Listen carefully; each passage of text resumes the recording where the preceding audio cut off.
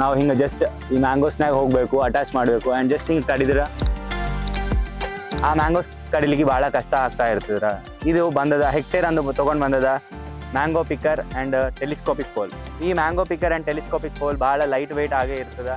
ಇದಕ್ಕೆ ಈ ಮ್ಯಾಂಗೋ ಪಿಕ್ಕರ್ನಾಗ ನೀವು ಏನಿಲ್ಲ ಅಂದ್ರೂ 4 to 5 kg ಆಫ್ ಮ್ಯಾಂಗೋಸ್ ಅನ್ನೋದು ಆಸಾನಿ ಸೇರಿ ನೀವು ಕಡೆಬಹುದು.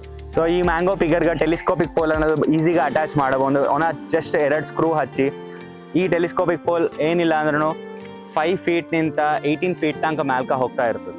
ಸೊ ಈ ಸಿಂಪಲ್ನಾಗ ನೀವು ಈಸಿಗೆ ಹಚ್ಚಬಹುದು, ಈಸಿಗೆ ತೆಗಿಬಹುದು. ಸೊ ಇದು ಬಂದು FRP ಮೆಟೀರಿಯಲ್ ಅಂತ ಮಾಡಿದ್ದು ಅದು. ಸೊ ಈ FRP ಮೆಟೀರಿಯಲ್ ವಲ್ಲ ನಿಮ್ಗೆ ಏನು ಪ್ರಾಬ್ಲಮ್ ಆಗಲ್ದಂಗೆ ಇರ್ತದೆ. ಎಲೆಕ್ಟ್ರಿಕ್ ಶಾಕ್ ಆಗಲಿ ನಿಮ್ಮ ಹತ್ರ ಏನು ಡ್ಯಾಮೇಜ್ ಆಗಲ್ದಂಗೂ ಇರ್ತದೆ.